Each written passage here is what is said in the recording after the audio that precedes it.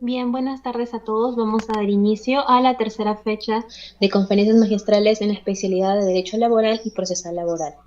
En esta oportunidad nos acompaña el doctor Carlos Alberto González Moreno, abogado por la Universidad Nacional de Trujillo, colegiado en el Ilustre Colegio de Abogados de la Libertad, con sólida formación académica y con vasta experiencia laboral en el sector público y privado, abogado especializado en derecho laboral, es ex magistrado especializado en laboral de la Corte Superior de Justicia de la Libertad, vicedecano del Colegio de Abogados de la Libertad, además de fundador, gerente general y abogado principal del exitoso estudio jurídico González Moreno y Abogados, y además cultiva las disciplinas que alimentan el arte siendo poeta y literato. En esta oportunidad contamos con la presencia del doctor, quien nos va a abordar el tema de la inimpugnabilidad de la prueba de oficio. Quedamos con usted, doctor. Muchas gracias, buenas tardes con todo y cada uno de los presentes en esta sala virtual. Agradeciendo la invitación del equipo de organización del Instituto de Ciencias Sociales Fiat Lux por la cortesía. Vemos con grata sorpresa que se está también a cargo organizando un Congreso Regional de la Libertad, donde están reuniéndose no solamente laboralistas de reconocida trayectoria o prestigio como jueces superiores, llámese Javier Reyes Guerra, o sindicalistas de trayectoria como Carlos Alba Jara, sino también articulistas y conferencistas de larga data como la doctora Carla Suta Palacios, que desarrolla su labor en la ciudad de Lima, amén de docentes universitarios que también están incluidos. Deseándoles entonces éxitos también en su siguiente evento académico, y reconociendo en ustedes un espacio nuevo que genera una tribuna para poder confluir tanto personas con cierta experiencia en el área especializada, sea en este caso particular de este mes laboral, como en el área que corresponde respecto a las organizaciones futuras de sus eventos. Bien, entremos nosotros de frente al tema que nos convoca el día de hoy. ¿Por qué impugnabilidad de la prueba de oficio? ¿Por qué es trascendente procesalmente hablando el manejo de este tema? En primer lugar, la consulta, si es impugnable o no una prueba de oficio, de primera impresión nosotros tenemos ya aplicando el principio de legalidad procesal en la norma. El artículo 22 de la nueva Ley Procesal del Trabajo, 29497, nos indica claramente que las pruebas de oficio son inimpugnables. De manera que de primera intención nosotros tendríamos que indicar que verdaderamente sería impugnable. Pero como no somos jueces, vamos a adelantar criterio, vamos a adelantar la conclusión y vamos a demostrarle en el transcurso de este tiempo que sí podemos nosotros llegar a impugnar una prueba de oficio en los siguientes términos. En primer lugar, ¿por qué es un tema que debe de trascender? Con la experiencia previa que ya nos ha indicado, la organizadora ha tenido oportunidad de ser magistrado en el área laboral. Con esta experiencia previa, nosotros siempre hemos encontrado que en el momento en que se dispone una prueba de oficio, ambas partes, es decir, tanto la parte actora como la parte emplazada, simplemente convienen en que es inimpugnable. No encontramos en la especialidad laboral un cuestionamiento como, por ejemplo, si encontramos en el área civil. En el área civil vamos a poder verificar que se ha impugnado en distintas resoluciones el tema de la decisión de una prueba de oficio. ¿Por qué es trascendente? Nosotros tenemos el derecho a la prueba. Sabemos nosotros como parte procesal, intervenimos además también como defensa cautiva, ejerciendo nuestro derecho al trabajo si somos abogados defensores, y si es la parte litigante o parte procesal, ejerciendo su derecho de acción. Convenimos nosotros en que el derecho a la prueba es no solamente ofrecer un medio probatorio, sino también a que se me admita, a que se valore y previamente a que se me permita su actuación. En este contexto, sabemos nosotros que el proceso laboral tiene mayor flexibilidad que el proceso civil. El proceso civil tan formalista es al que el proceso laboral debe recurrir cuando no encuentra ningún tipo de norma que disponga tal o cual trámite dentro de un debido proceso y debe aplicar supletoriamente de acuerdo al artículo 1 de la primera disposición complementaria de la 29497, el Código Procesal Civil. Entonces, tenemos un proceso laboral flexible y supletoriamente se aplica un proceso civil que no es flexible, que es bastante riguroso. En ese contexto, nosotros vamos a encontrar de que si es que un juez, nosotros esperamos además del juez, que es un tercero que va a resolver de manera objetiva e imparcial, por lo menos esa expectativa tenemos ambas partes, de que se pueda resolver en forma objetiva e imparcial el postulatorio que se está planteando, la pretensión que se está indicando, y para poder nosotros tener este efecto de imparcialidad, hemos encontrado un problema en cuanto a los trámites de distintos aspectos. Uno, el juzgamiento anticipado. En el juzgamiento anticipado, otro en la reserva del fallo y finalmente en la prueba de oficio. ¿Por qué estos tres aspectos? Bueno, hoy día vamos a tocar el tema de la prueba de oficio, pero para ponernos en contexto, vamos a verificar y demostrar de que la excepción que dice la norma debe ser, se ha convertido ahora en regla. Y eso ha generado que obviamente se altere lo que debió de darse, que es el contenido, de una manera excepcional en el tema de la prueba de oficio. ¿Cómo es que, por ejemplo, encontramos en la reserva del fallo una regla que se ha convertido cuando debió ser la excepción? La reserva del fallo importa, y está previsto en la nueva Ley Procesal del Trabajo, que terminada la audiencia de juzgamiento, el juez se toma 60 minutos como tope y luego nos convoca para emitir el fallo, explicar de manera sucinta y puntual los argumentos principales que después van a ser sustentados en una sentencia escrita. Pero sin embargo, nosotros tenemos allí que de manera excepcional se debe hacer uso de la reserva del fallo, cuando la situación es más compleja o lo que genere la certeza aún todavía necesita una revisión más exhaustiva o mayor por parte del juzgador. En ese contexto, la excepción, entonces, ¿cuál es? La excepción es la reserva del fallo. Sin embargo, si nosotros entramos a todas y cada una de las audiencias de juzgamiento durante la semana en el Distrito Judicial de La Libertad, sea en primera instancia, en paz letrado o en sala laboral, vamos a escuchar de todos y cada uno de los magistrados simplemente que se reservan el fallo. Es decir, la excepción se convirtió en regla. Igual ha sucedido, por ejemplo, también con el tema del juzgamiento anticipado. Nosotros, además de los derechos que estamos indicando, que es principalmente el derecho a la prueba, también tenemos principalmente el derecho a la igualdad.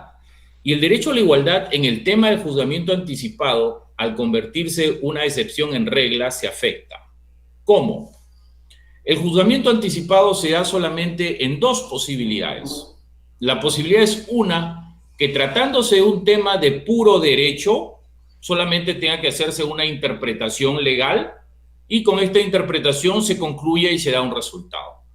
Esa es una situación. Otra, si bien se trata de hecho, no hay necesidad de un mayor análisis porque ya está todo claro en el contexto de lo que se está respondiendo. Por ejemplo, se plantea una pretensión, la que ustedes creen que estimen necesaria, pongámonos un pedido de asignación familiar y la contraparte simple y únicamente dice que no le ha cancelado.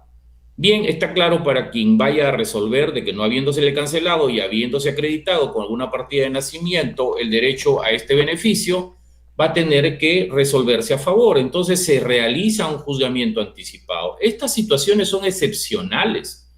Sin embargo, ahora, ¿qué sucede? La carga procesal que desborda al Poder Judicial ha generado una desigualdad en el tratamiento de los casos complejos o intermedios respecto de los casos sencillos.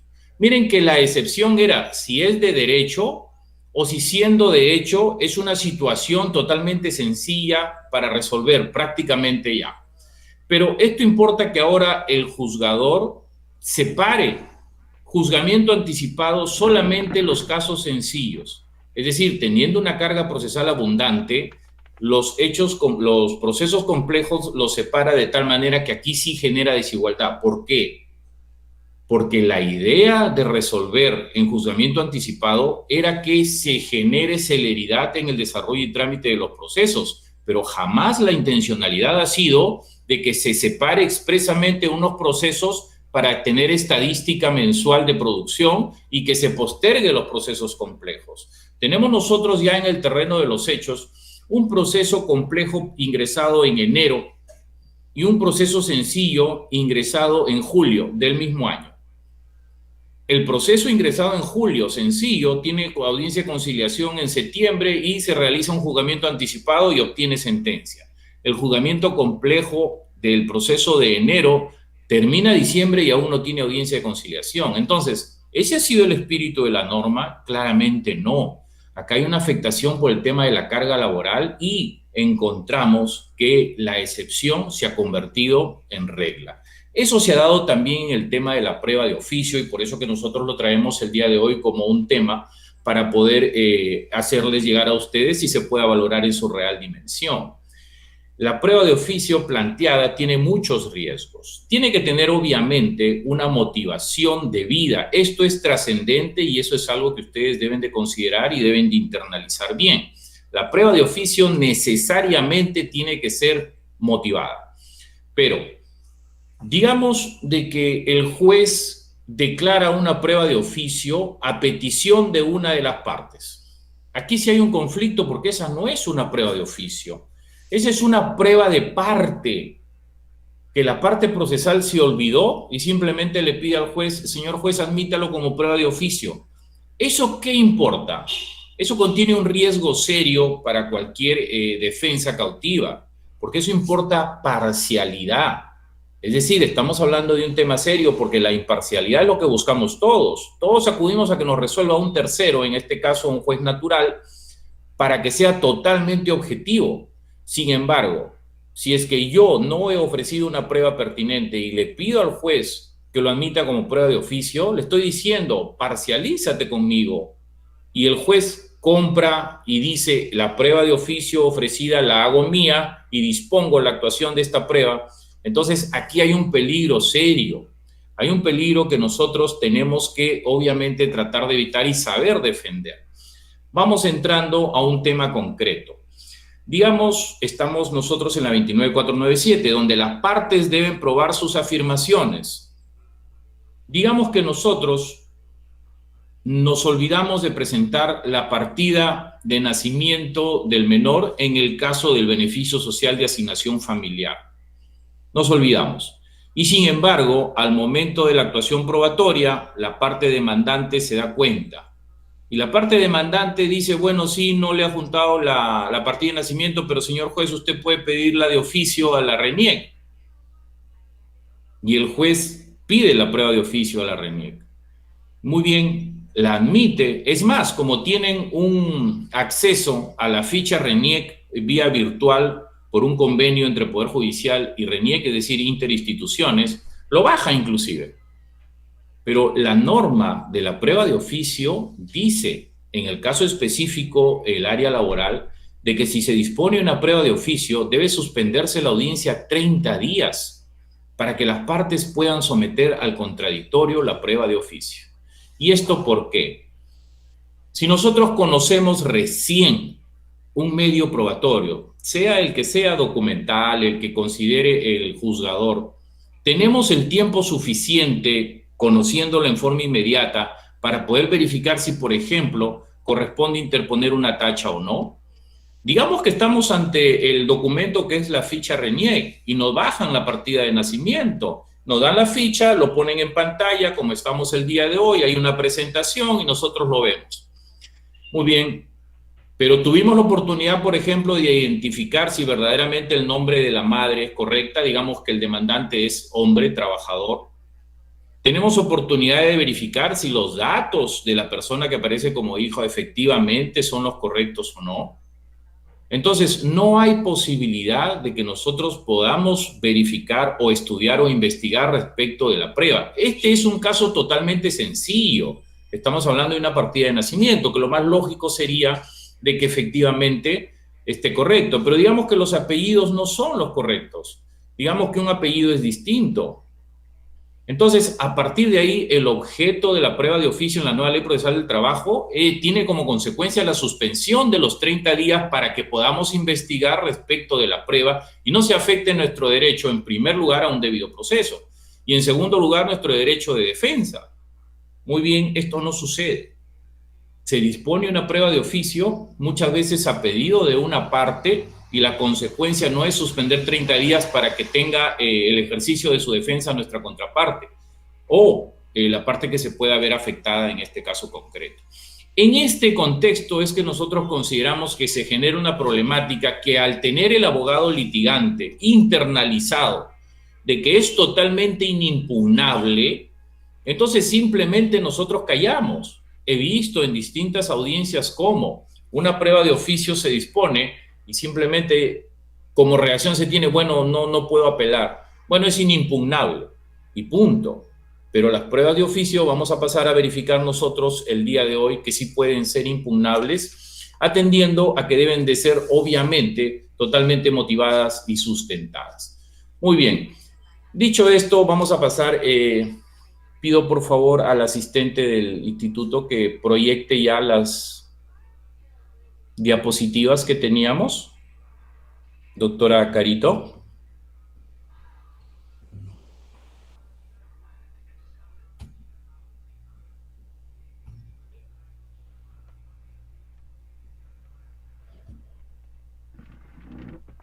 Me parece, un ratito me parece que he fijado mi pantalla y ya está compartiéndose el contenido, pero yo no lo aprecio.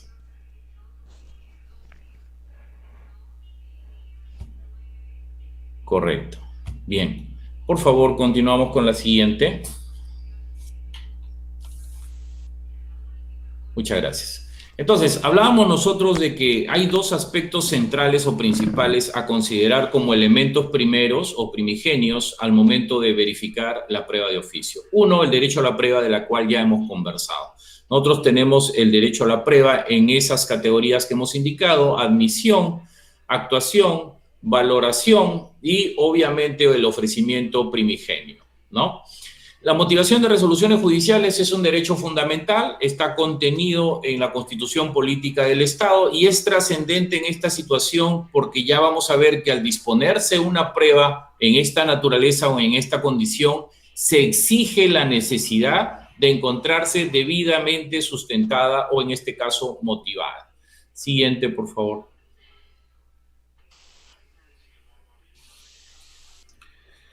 Bien, aquí nosotros tocamos un poquito el tema de la dirección del proceso. En el 00380-TR, que es el antecedente a la 26636, que a su vez es el antecedente de la nueva Ley Procesal del Trabajo, nosotros teníamos, dentro de la disponibilidad de las pruebas, una limitación. El juez solo y únicamente, en ese tiempo juez privativo de trabajo, solo y únicamente podía disponer, por ejemplo, el pedido de documentos si es que las partes procesales acreditaban la preexistencia de ese documento, o podía también solicitar un expediente si es que se identificaba y se acreditaba la preexistencia de ese expediente. Entonces, dirección del proceso se tenía así porque tenía esa facultad, tenía esa posibilidad, pero obviamente no podía disponer en forma expresa. Esa dirección del proceso era hasta cierta medida limitada. Eso cambia con la 26636. Con la 26636 sí entra a disponerse expresamente que el juez es el director del proceso. En la condición de director del proceso, obviamente, está esta posibilidad de la disposición de las pruebas de oficio. Entonces, con los antecedentes históricos que tenemos, el 00380 tenía cierta limitación, la 26636 ya tiene el antecedente de la dirección del proceso y la actual también mantiene la dirección como director al juzgador. Tenemos nosotros que verificar que esta flexibilización de la que hablábamos, debido a que uno de los fundamentos de la nueva Ley Procesal del Trabajo en su título preliminar es justamente que prime el fondo sobre la forma, aquí es donde se genera un quiebre. tratando de ser informales porque prima el fondo, nosotros dejamos de lado la motivación en la norma específica de la nueva Ley Procesal del Trabajo. Continuamos.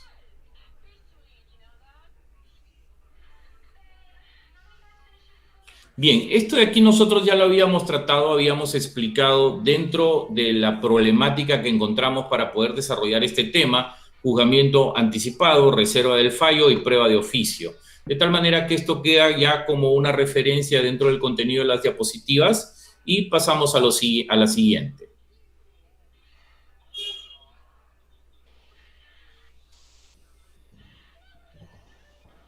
¿Por qué es importante? Perdón, es igual en ese mismo contexto. Acá tenemos la reserva del fallo, ya tenemos la aplicación del artículo y como habíamos indicado nosotros, si vemos ahí de manera excepcional por la complejidad del caso, se puede diferir el fallo. Sin embargo, hemos conversado y hemos explicado que ya no es excepcional diferir el fallo, sino que es lo ordinario, lo normal, es decir, la excepción convertida en regla. Continuamos.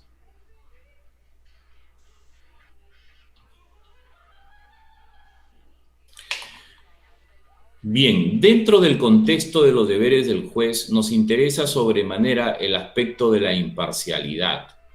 Obviamente, está previsto en el Código Procesal Civil, un deber atender a que la finalidad concreta de un proceso sea resolver un conflicto de intereses. En este aspecto, la imparcialidad es base importante para poder llegar a concretar eso. Y eso lo vamos a ver en la siguiente diapositiva.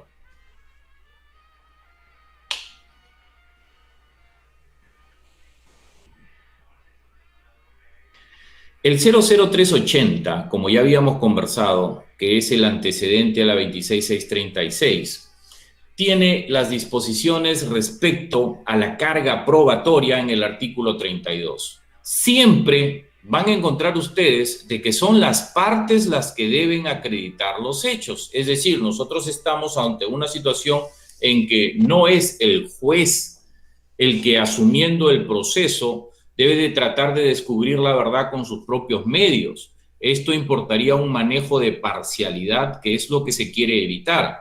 Cada una de las partes tiene la oportunidad en los actos postulatorios de ofrecer sus medios probatorios, y en este caso concreto estaba previsto en el artículo 32 del Decreto Supremo 0380-TR.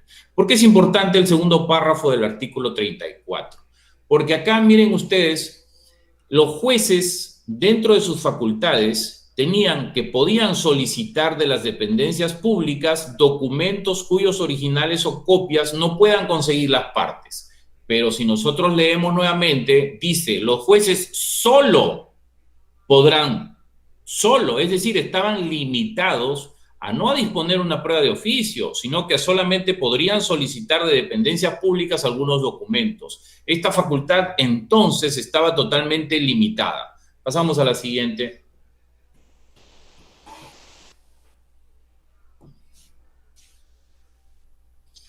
Bien, tenemos como referencia también que si es que nosotros teníamos, por ejemplo, en este contexto, la necesidad de una exhibicional como medio probatorio, tendríamos que acreditar la preexistencia y el juez está facultado a pedir acreditada la preexistencia primero. O sea, no es porque el juez lo considere, sino hay una preexistencia demostrada en el proceso y yo puedo solicitar un documento específico. En el artículo 48 podemos ver las facultades. Ordenar diligencias que se consideren necesarias. Aquí nosotros podemos entrar a, sin decirlo, o en forma tácita si se quiere, encontrar lo que importa, la disponibilidad de las pruebas de oficio. Los jueces privativos están facultados para ordenar las diligencias que consideren necesarias o para disponer que se presenten los documentos indispensables al esclarecimiento de los hechos. Pero acá viene un pero. No pudiendo suplir a las partes cuando correspondan a estas probar los hechos determinados en el artículo 32. Es decir, hasta el 00380 la facultad oficiosa no estaba totalmente abierta o concedida. Vamos a ver y vamos a pasar ahora a la 26636 para poder apreciar de que a partir de aquí ya tenemos nosotros las facultades del juzgador respecto a las pruebas de oficio. Siguiente, por favor. Entramos a la 9. Bien. La 26636. El juez dirige e impulsa el proceso para lograr una pronta y eficaz solución de las controversias que conoce. Es decir, yo estoy obligado ahora en mi condición de director del proceso no solamente a resolver, sino a dirigir e impulsar. En la dirección del proceso es donde más tarde vamos a encontrar que tengo la facultad como juzgador de disponer pruebas de oficio. Y está contenido en el artículo 28. Y acá está la exigencia que se tiene y que se debe de cuidar mucho para el momento de estar en esta situación. El juez en decisión motivada e inimpugnable. Ojo, esto se va a repetir en la 29497, pero sin embargo, es bueno que nosotros convoquemos desde ya este repaso, si se quiere, somero, rápido e histórico de las normas procesales precedentes. Mantiene desde la 26636 que la exigencia de que la decisión debe ser totalmente motivada y a su vez inimpugnable. En algunos, y acá sí hago un paréntesis que me permito, he escuchado en algunas presentaciones anteriores de que la 29497, es decir, la nueva ley procesal del trabajo, ha superado a la norma precedente, que es la 26636. Quisiera yo que se entienda algo.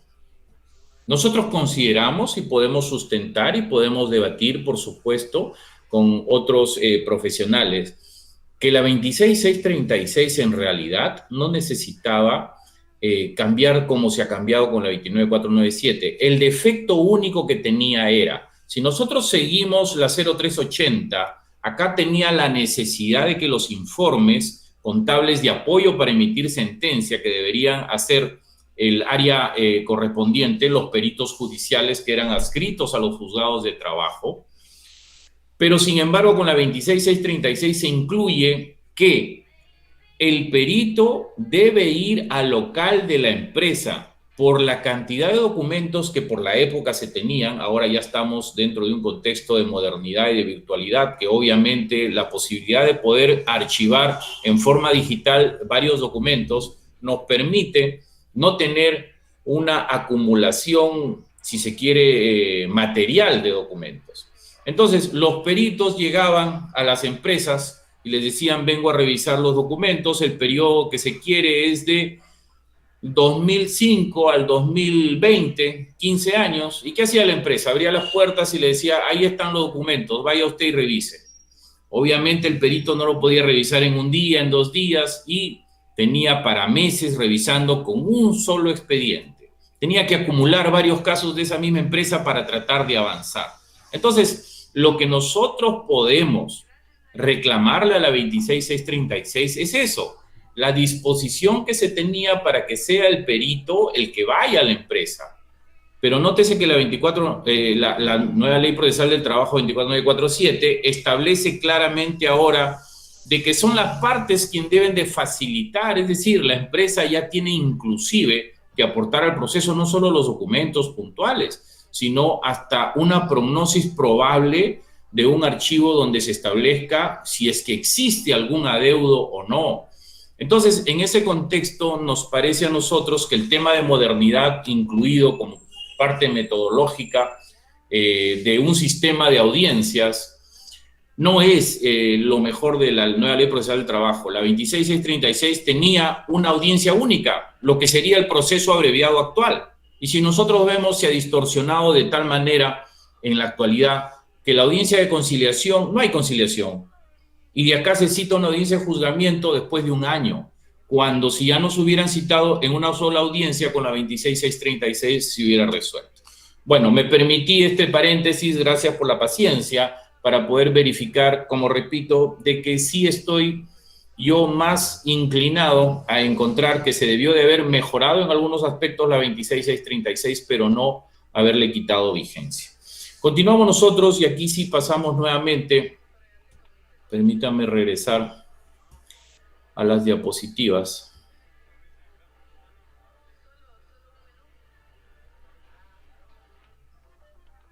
Gracias, doctora. Pasamos ya a la siguiente, por favor. Entrando en tema, antes que nos gane el tiempo. Bien, el Código Procesal Civil tiene contenida la prueba de oficio. La nueva ley procesal del trabajo tiene específicamente también. Pero sin embargo, al estar supeditado a lo que no está previsto en la norma específica, la nueva ley procesal del trabajo dice que se aplica lo que no esté previsto, el Código Procesal Civil. Vamos a avanzar hasta el artículo 22, por favor, para primero revisar cómo está contenido el artículo 22 de la prueba de oficio en la ley específica laboral. Avancemos hasta la diapositiva, me parece que es la 10. Ahí está, ok. Miren, en primer lugar, que la prueba de oficio es totalmente excepcional. Y eso lo vamos a ver a continuación en el 10º pleno casatorio, donde la tercera regla específica de las 12 que se han planteado a raíz de la revisión de una casación y teniendo como tema expreso la prueba de oficio, vamos a poder apreciar que una de las reglas es la excepcionalidad. Esto importa que se mantenga, que son las partes las que deben probar los hechos o afirmaciones que postulan. Entonces, es excepcional. Si es de ordinario y el juez simplemente cada proceso que se somete a su competencia y jurisdicción dispone una prueba de oficio, no es una situación excepcional. Ya está facilitando la inclinación respecto de una de las partes u otra de las partes y esto no debe ser. Bien, ahora, el juez puede ordenar la práctica de alguna prueba. Esta posibilidad nuevamente genera que nosotros entendamos que no estamos ante una disposición continua y expresa. No es algo que nosotros tengamos que esperar que el juez lo disponga. Es algo que a nosotros nos va a sorprender que el juez disponga, pero de acuerdo a cómo se dé, vamos a poder verificar si corresponde o no corresponde acceder y continuar con ello. Bien, dispone lo conveniente para la realización de la prueba adicional que estime y procede a suspender la audiencia. Procede a suspender la audiencia. Y aquí nosotros tenemos que regresar a lo que habíamos indicado al inicio de nuestra conversación del día de hoy. Si es que nosotros no suspendemos la audiencia y otorgamos una nueva en un lapso no mayor a 30 días, como dice la norma, afectamos el debido proceso y afectamos el derecho de defensa. Ojo, ambos derechos fundamentales, debido proceso y derecho de defensa. Al ser entonces derechos fundamentales y verse afectados por la no suspensión, ¿qué genera? Genera que esto tenga la posibilidad de ser anulado. Y a continuación vamos a ver. Esta decisión es inimpugnable. Ojo, inimpugnable. Está facultada, no puede ser invocada entrando en casación. Sin embargo, nosotros encontramos que en sede casatoria, en la Corte Suprema, se han dispuesto pruebas de oficio en forma excepcional, yendo en contra del contenido literal de la norma.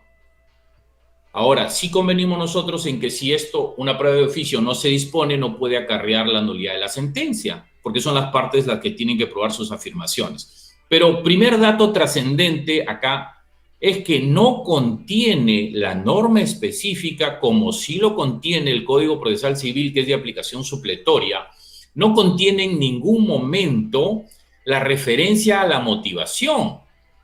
Tampoco contiene la referencia a la afectación al debido proceso ni la afectación al derecho de defensa. Pero si legalmente, en forma expresa, se dice que al disponerse una prueba se tiene que suspender la audiencia por un lapso no mayor a 30 días si no se hace, se está afectando el principio de legalidad. En primer lugar, porque se está yendo contra el contenido de la norma. Dos, no nos permite a nosotros defendernos de esa misma prueba porque tenemos que revisar, investigar, analizarla, consultar, etcétera. Y finalmente también el debido proceso, porque se nos cambian las reglas de juego. Lo que nosotros esperamos es que se suspenda después de dictar una prueba de oficio. Al no suceder esto, entonces cambian las reglas de juego.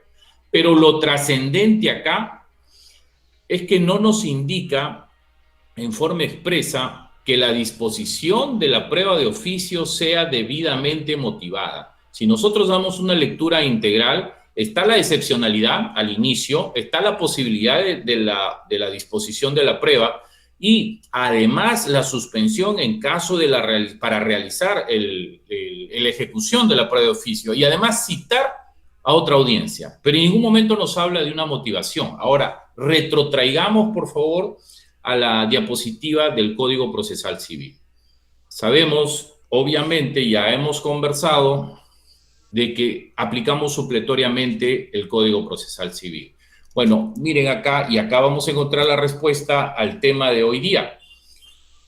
Mantiene la excepcionalidad cuando los medios ofrecidos sean insuficientes. Este es un dato trascendente. Ordenará la actuación de medios probatorios adicionales y pertinentes siempre que la fuente de prueba haya sido citada por las partes en el proceso. Aquí nos detenemos.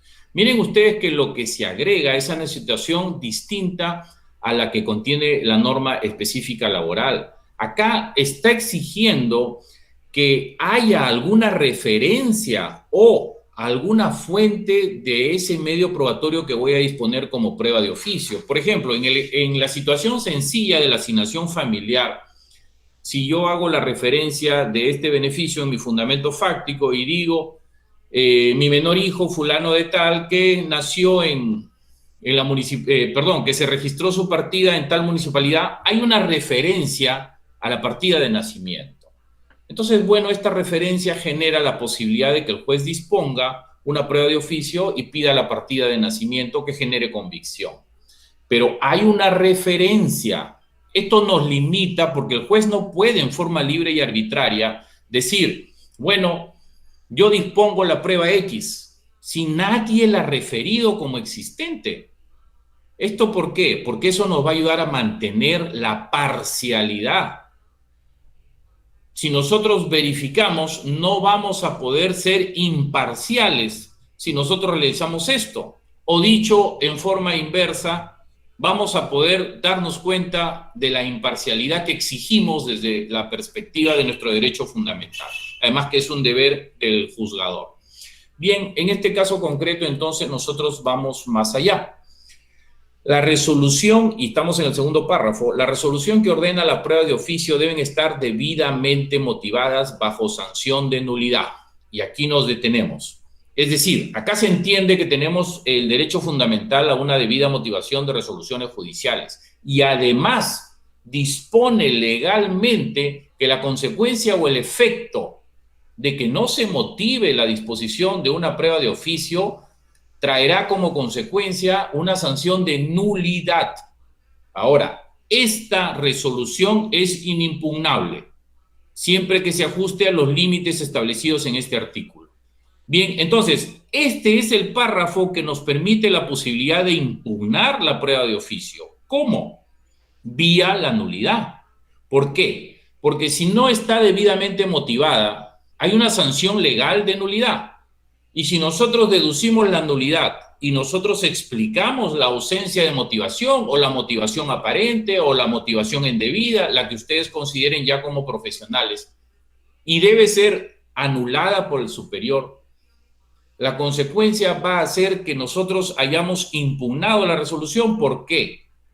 Porque la va a dejar sin efecto respecto del contenido de la nulidad. La nulidad se nos va a resolver en primera instancia por el juez que dispuso la prueba de oficio. Entonces va a decir si es procedente, improcedente, fundada o infundada.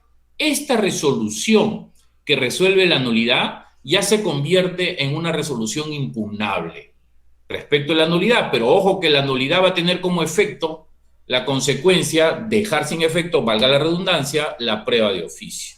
Entonces, esta es la situación y esta es la forma o mecanismo procesal, a través de un remedio procesal, dar y llegar a la solución de poder impugnar una prueba de oficio. Obviamente impugnar cuando afecta el principio de legalidad, cuando afecta el derecho a la debida motivación, cuando afecta el debido proceso y además nuestro derecho de defensa. Pasamos, por favor, Carito, a la diapositiva del Pleno, a la regla 3. Veo que ya nos acompaña el doctor José Antonio Alba. Vamos a pedirle unos minutitos para poder, ya estamos concluyendo. Miren ustedes, hemos puesto las 12 reglas del 10º pleno casatorio, queda ya como una información para ustedes en su análisis particular e individual, pero en la regla 3 está detallada en forma expresa y nos orienta claramente cuáles son las exigencias para que nosotros podamos verificar si es que cumple o no y poder interponer un remedio procesal o no. Hemos dicho la excepcionalidad, está en el inicio de la norma, ahí está como literal A.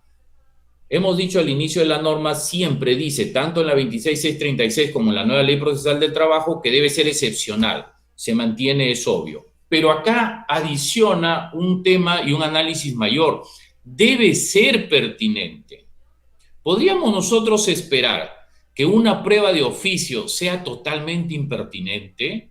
Es decir, por ejemplo, pedir esa partida de nacimiento en el concepto que hablamos, si no se ha solicitado asignación familiar, sería totalmente fuera de contexto, fuera de lugar en este ejemplo sencillo, pero nos permite identificar que obviamente esta exigencia de pertinencia es totalmente debida.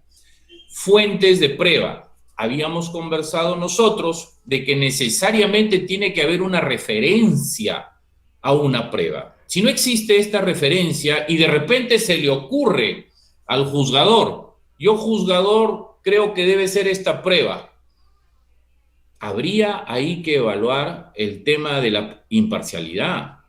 Podemos creer nosotros que si ni siquiera han referido las partes y el juez de repente se le ocurre esta prueba sería necesaria, no está tomando partido por una de las partes que son quienes deben probar los hechos que postulan dentro de una pretensión. Consideramos que ahí sí habría una línea bien finita porque corresponde expresamente ver una fuente de prueba que haya sido citada. Motivación, y esta es la clave y es la consecuencia por la cual nosotros hemos indicado que llegamos a poder tener la posibilidad de impugnar vía primero el remedio procesal y denegado que sea, en la posibilidad de que sea denegada esta, poder interponer la acción, la apelación, el recurso impugnatorio. Contradictorio. Para eso eran los 30 días que prevé la nueva ley procesal del trabajo cuando se dispone una prueba de oficio. Entren ustedes a una audiencia de juzgamiento, escuchen la disposición de una prueba de oficio y van a verificar de que simple y únicamente dicen continuamos con el proceso y no suspenden por 30 días. Acá sí hay una afectación a nuestro derecho al contradictorio y nuestro derecho al contradictorio contiene el derecho de defensa.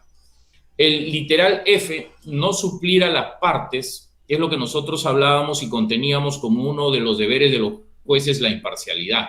Obviamente, si es que no estoy, por ejemplo, verificando yo una fuente de prueba citada por una de las partes y hago la que a mí se me ocurre, en consecuencia estaría claro que estoy supliendo a una de las partes, ¿no?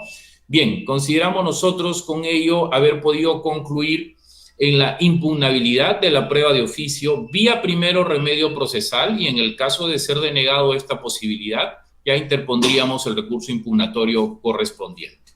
Con ello, bueno, queda en la información. Espero haber sido bastante didáctico para que se pueda comprender esta posibilidad y demostrada la trascendencia que tiene en cuanto a una motivación y al contexto de imparcialidad. Quedo a la espera de cualquier pregunta que se pueda realizar.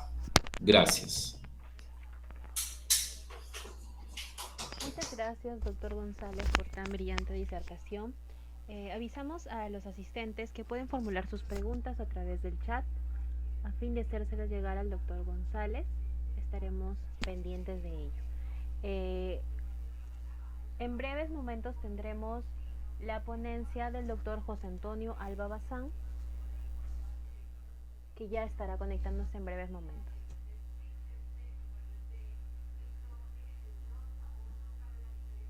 Bueno, le agradecen, doctor González, en el chat también por la excelente ponencia.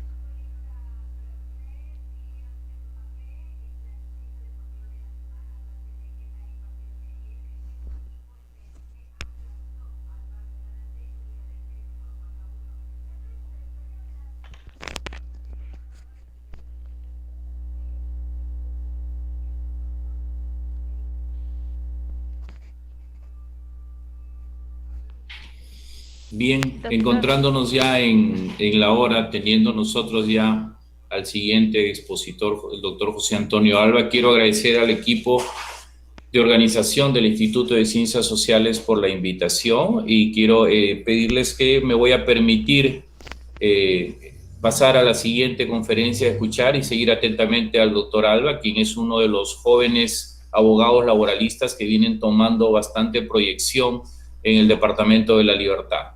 Muchas gracias a ustedes, muy amables por estar atentos a la exposición y que tengan un buen día. Gracias. Muchas gracias, doctor González. Sí, justamente eso le iba a mencionar. Lo felicitan, parece que ha quedado muy clara la ponencia y lo felicitan en el chat por ella. Pasaremos a presentar al doctor José Antonio Alba Bazán. Disculpen, no sé si me ven, me parece que estoy teniendo un problema con la cámara. No, no se te ve, Carol. Buenas tardes.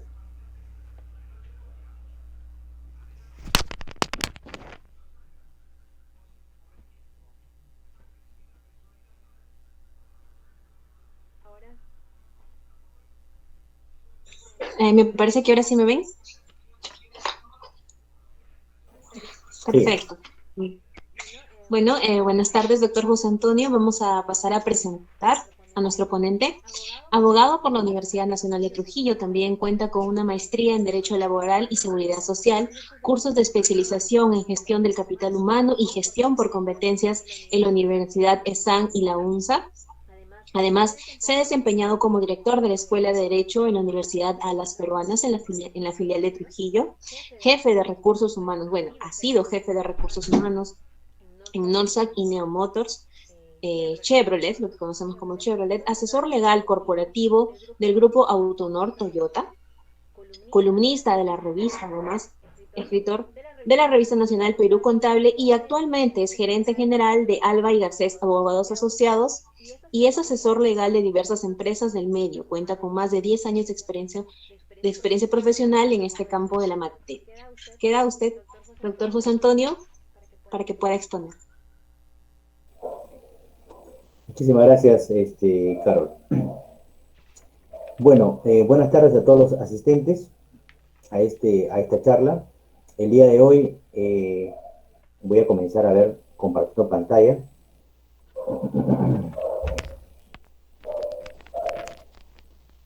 A ver, un segundito, vamos a ver.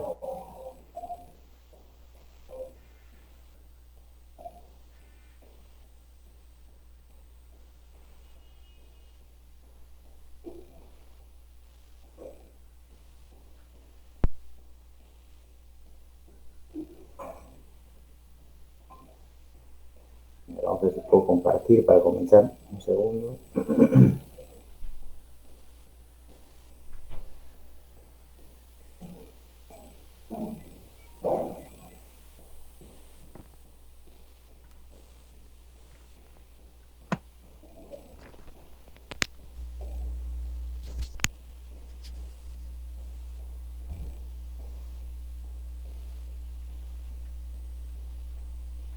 A ver, me confirman si se ve ahí, por favor, para poder comenzar.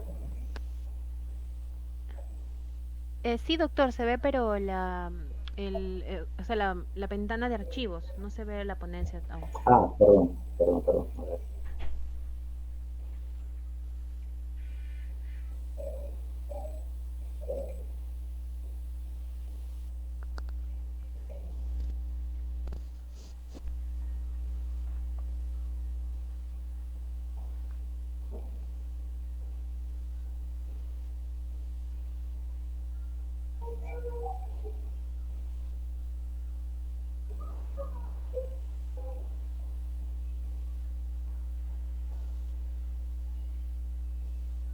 ¿Ahí se ve el material o no? Sí, doctor, ahora sí lo podemos observar. Ah, ya, perfecto.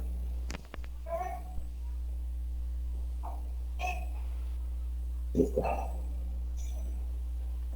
Bien, bueno, en primer lugar, quiero agradecer al Instituto Fiat Lux, Instituto de Ciencias Sociales, por haberme hecho esta invitación. El día de hoy he sido convocado para poder exponer un tema que está bastante de moda, se puede decir, ¿no? Que es la contratación laboral, pero la contratación laboral durante este estado de emergencia. A nosotros nos ha venido afectando, pues, el tema de la pandemia por el COVID-19 desde el año pasado, más o menos, cuando se decretó el estado de emergencia, esto fue el 16 de marzo del 2020, ¿no? Y donde el Estado pues empezó a promulgar diversas leyes, ¿no? Por el tema del trabajo remoto, la suspensión perfecta, ¿no? Para tratar un poco de regular todos los vacíos que estaban quedando por el trabajo que se tenía que realizar, ¿no? Todos los trabajadores dejaron pues de laborar en sus empresas y producto de esa inoperatividad, ¿no? de la actividad empresarial es que surgieron pues muchas interrogantes y muchas preguntas, ¿no? Nosotros el día de hoy lo que buscamos con esta charla es aclarar un poco el panorama respecto a todas las formas de contratación que existen, aquellas que se pueden utilizar durante la pandemia y aquellas condiciones especiales de prestación del servicio. Vamos a hablar, aparte de todas las modalidades de trabajo, por ejemplo, que ya están en la Ley de Productividad y Competitividad Laboral, vamos también a hablar un poquito del teletrabajo, del trabajo remoto, ¿no? De repente por ahí del tema de la reducción de remuneraciones también en los contratos laborales, ¿no? Y cómo se están dando el día de hoy las diversas formas de contratación, ¿no? Así que vamos a comenzar rápidamente porque también el tiempo es un poco corto y ese tema es bastante amplio. Bien, vamos a comenzar, miren, hablando del contrato de trabajo. Bueno, el contrato de trabajo en general viene a ser un acuerdo entre el trabajador y el empleador, ¿no? En virtud del cual el trabajador se compromete a prestar sus servicios de forma voluntaria, por cuenta ajena y dentro del ámbito de la organización o de la empresa y bajo la dirección del empresario, ¿no? Y a su vez se va a comprometer al pago o a una retribución mensual, ¿no? Por el tema del servicio, ¿no? Entonces tenemos ahí acuerdo de voluntades, trabajador-empleador, ¿no? Uno presta su fuerza laboral y el otro se compromete a pagar por esa fuerza laboral que va a desempeñar, ¿no? Los sujetos del contrato de trabajo son prácticamente dos partes, ¿no? Tenemos ahí al trabajador, que viene a ser pues la parte, digamos, principal, ¿no? O estelar del contrato, que va a realizar el trabajo por cuenta ajena, ¿no? Ya lo mencionamos. Tiene que ser una persona, obviamente, física, no puede ser una persona jurídica, ¿no? La que va a prestar el servicio. Y vamos a ver también luego cuáles son las características, ¿no? Tiene que ser de forma personalísima, es decir, por ejemplo, el trabajador no podría delegar su función a un tercero, ¿no? Para que la haga por cuenta de él, ¿no? Porque estaríamos ante otra figura que es el contrato civil de locación de servicios. Y por su parte, el empleador, ahí sí tenemos la figura de que puede ser una persona jurídica o también puede ser una persona natural. En la mayoría de los casos es una persona jurídica, ¿no? Pero hay algunos, de manera precisa, en los cuales el empleador puede ser una persona natural. Hay, por ejemplo, personas naturales con negocio, ¿no? Hay, por ejemplo, el empleador que contrata a la empleada del hogar, ¿no? A la trabajadora del hogar, ¿no? O sea, sí hay empleadores, ¿no? Que pueden ser personas naturales, ¿no? Entonces, en la mayoría de casos, como repito, se trata de empresas, pero en algunos casos en particular sí vamos a hablar de personas naturales. ¿Bien? Aquí sí, estos tres elementos, ¿no? Del contrato de trabajo son fundamentales para poder determinar en una relación, ¿ya? Una relación laboral para determinar si efectivamente pues, existe o no un contrato de trabajo de por medio. Cabe hacer la aclaración, antes de entrar a esto, de que los contratos de trabajo se pueden celebrar de manera verbal o también de manera escrita, ¿ya? Así que no es necesario que exista pues, un documento firmado que mencione contrato laboral, ¿no? Incluso en el derecho laboral se aplica bastante para esto el principio de primacía de la realidad, ¿no? Que quiere decir que ante la existencia de lo que dicen los documentos y lo que sucede en la realidad hay que darle preferencia a lo que sucede en la realidad de los hechos. En el caso de aquella empresa que contrata a un trabajador con locación de servicios, ¿no? Pero que en el fondo ese trabajador realiza labores de un trabajador común y corriente, que cumple un horario de trabajo, ¿no? Que está sujeto a las direcciones del empresario, del empleador, ¿no? Que incluso le cursan un memorándum, por ejemplo, siendo un locador de servicios, ¿no? esa figura o ese contrato de locación de servicios se llega a desnaturalizar, se vuelve inválido, y en el fondo lo que existe ahí, en esa figura, en esos hechos, es un contrato de trabajo y no una locación de servicios, ¿ya? Entonces, los tres elementos que nosotros podemos identificar en toda relación para determinar si es o no laboral, ¿no? O si existe o no un contrato de trabajo, son los siguientes: la prestación personal de servicio, la subordinación y la remuneración. Número uno, la prestación personal de servicio. El trabajador debe realizar su labor de manera personal, ¿no?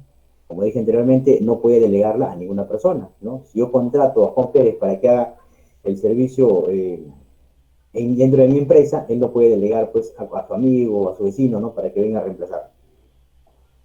Eso no está permitido en el contrato de trabajo, ¿no? En una locación de servicios sí se puede. La subordinación. Cuando un trabajador ingresa ya a la esfera del empleador, a su organización, se encuentra sujeto a la subordinación, es decir, a cumplir las órdenes, directivas, mandatos que el empleador pueda dictar. El empleador es el que dirige el trabajo de esta nueva persona que se ha contratado, ¿no? Es decir, existe ahí un vínculo de subordinación. Entonces, el subordinado, se puede decir también así, es el trabajador, ¿no? Y el que ejerce ese poder de dirección y somete a esa subordinación es el empleador, ¿ya? Tiene que existir eso. Esta subordinación se suele acreditar en muchos procesos laborales, por ejemplo, con las cartas incluso con una carta de felicitación, por ejemplo, ¿no? O con un memorándum donde se le pide al trabajador que entregue algún informe, ¿no? Cualquier tipo de documento en el cual se establezca algún tipo de directiva o vínculo, ¿no?, contractual entre empleador y trabajador sirve para acreditar la subordinación. Yo lo he visto la vez pasada, por ejemplo, en algunos casos de la municipalidad, en donde en este caso se trataba de personal obrero que estaba contratado con locación de servicios, ¿no? Pero que le enviaban pues cartas de felicitación, le enviaban memorandos pidiendo informes y otra documentación. Entonces existía pues ahí en el fondo, aparte de la prestación personal, también el tema de la subordinación. Y la remuneración sí, bueno, es el pago que se hace por el trabajo realizado. Pero ojo, en la locación de servicios, que se le llama pues contraprestación, se le llama retribución, ¿no? Es el monto de dinero que se le da por la labor efectuada, por el trabajo realizado, por el servicio prestado. En locación de servicios, en remuneración es el pago que se hace de manera generalmente mensual, ¿no? Hay otras formas, que puede ser quincenal, puede ser semanal, pero generalmente se hace de manera mensual, ¿no? Entonces, si existen estos tres elementos, nosotros podemos decir que en el fondo existe o hay un contrato de trabajo válido, ¿no? Y si no se ha firmado un contrato por escrito con un plazo determinado, incluso podemos llegar a determinar que es un contrato de trabajo a plazo indeterminado, ¿no?, que se celebró de manera verbal. Algunas características de los contratos son, bueno, es obligacional, ¿no?, genera obligaciones para ambas partes, trabajador y empleador. Es bilateral, porque también se requiere ambas partes para que pueda ser celebrado, salvo que se trate pues de un contrato de tercerización o intermediación laboral, ¿no?, donde entra ya una contrata o una service. Es oneroso porque es necesario, obviamente, pues el pago hacia el trabajador, ¿no?, para que se pueda ejecutar. Es de tracto sucesivo porque se dan de forma cotidiana todas las prestaciones, no se ejecutan día a día. El trabajador comienza desde el primer día de labor, ¿no?, hasta el último día que se va, siempre está laborando. Así que se va ejecutando conforme pase el tiempo y conforme también se vence el contrato en este caso, ¿no? Es conmutativa porque las prestaciones de trabajo se deben conocer, ¿no?, antes de comenzar a laborar, por eso es conmutativa. Y es consensual porque nace del simple acuerdo de voluntades de las partes. Nadie obliga pues al trabajador a que pertenezca a una empresa, ¿no? Se hace una convocatoria, se hace una selección, se selecciona la persona idónea, se ponen de acuerdo incluso en las condiciones, especialmente en el sueldo, ¿no? Y finalmente se contrata a esa persona. Es decir, hubo un acuerdo de voluntades para iniciar esa relación laboral. ¿Cuáles son las obligaciones básicas y principales según un contrato de trabajo? Bueno, del empleador, pagar la remuneración. Sabemos que si no paga la remuneración en la forma y en las condiciones pactadas con el trabajador, el empleador podría estar incurriendo en un acto de hostilidad, ¿no? Es un acto de hostilidad el no pagar la remuneración de manera oportuna. Tratar al trabajador con dignidad y respeto, ¿no? Igualmente, si no se trata con dignidad a un trabajador, también es una causal de de imputación de acto de hostilidad contra el empleador. Permitir que cumpla con la prestación contratada. Tiene relación también con lo mismo, ¿no? Si yo contrato a un trabajador para que labore en mi empresa, lo ideal o lo normal es que le dé las herramientas necesarias para que pueda prestar su labor de forma adecuada, ¿no? Cumplir con el ordenamiento jurídico, bueno, esto es lo que la ley establece, ¿no? Por ejemplo, si contrato a una persona en el régimen, digamos, general, bajo el decreto legislativo 728, ¿no? Tengo que pagarle, pues, todos sus beneficios que le corresponden, ¿no? Su CTS completa de un sueldo anual, ¿no? Dividido en dos partes, gratificación, un sueldo en julio y un sueldo en diciembre, ¿no? Sus vacaciones también, su descanso semanal obligatorio y todas las obligaciones que generan tener a un trabajador, pues, en planilla. Para eso se refiere cumplir con el ordenamiento jurídico.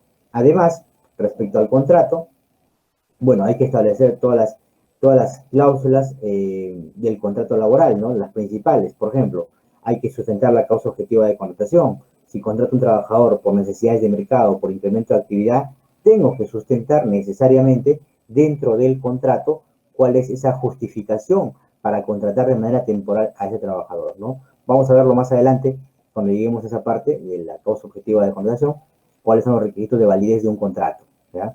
Entonces, el horario de trabajo, ¿no? Alguna otra cláusula, el plazo, ¿no? Y otras cláusulas de repente que consideremos que son importantes y que van de acuerdo a la ley. Ahora, si es un trabajador que está en el régimen MIPE, por ejemplo, también habría que precisar, ¿no? Cuáles son los beneficios que le corresponden. Por ejemplo, sus 15 días de vacaciones anuales, que es lo único, ¿no? Si es un trabajador con contrato a tiempo parcial, ¿no? También habría que precisar cuál es el beneficio que le corresponde, ¿no? Aparte de todas las cláusulas de connotación, ¿no? Por ejemplo, sus gratificaciones, ¿no? Que también es lo único. O sea, depende del régimen también en el que esté el trabajador, ¿no? Si hablamos siempre en un régimen general, bueno, las cláusulas principales son estas. Por el lado del trabajador también tenemos obligaciones, ¿no? El trabajador debe proceder con buena fe, ¿no? Siempre. Un trabajador que no proceda con buena fe podría ser despedido, por ejemplo, por el literal A del artículo 25, ¿no? Una falta grave, ¿no? Por ejemplo, el incumplimiento de obligaciones que suponen el quebrantamiento de la buena fe laboral, ¿no? Que es una de las causales de despido justificado. Si un trabajador no procede con buena fe y viola la confianza que le dio el empleador, yo podría despedirlo por esa causa. Prestar el servicio eficientemente, bueno, hay muchas causales por las cuales se puede sancionar al trabajador si no presta ese servicio de manera eficiente.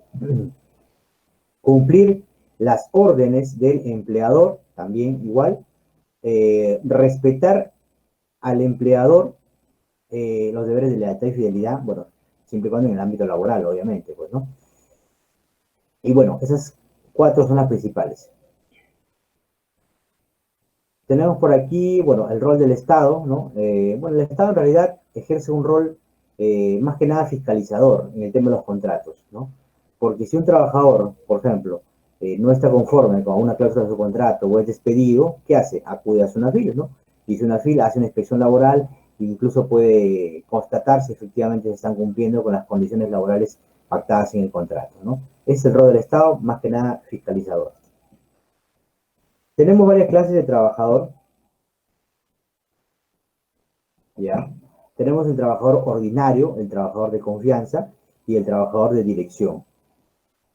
Con respecto al trabajador ordinario, yo siempre en las charlas que doy digo, el trabajador ordinario es el trabajador común y corriente, ¿no? El que no ostenta, pues, ese cargo de confianza ni de dirección, ¿no? Por ejemplo, les pongo un ejemplo así fundamental, básico. Un trabajador de dirección podría ser el gerente general, ¿no? Acá nos dice, es el que ejerce la representación general del empleador, administra, controla las actividades de la empresa, es responsable de los resultados de la actividad empresarial. Entonces, un trabajador de dirección podría ser el gerente general, o un gerente de repente adjunto, ¿no? O un subgerente quizás, pero en ese nivel gerencial. Un trabajador de confianza es el que está en contacto directo entre el empleador y el personal de dirección, con el empleador y el personal de dirección.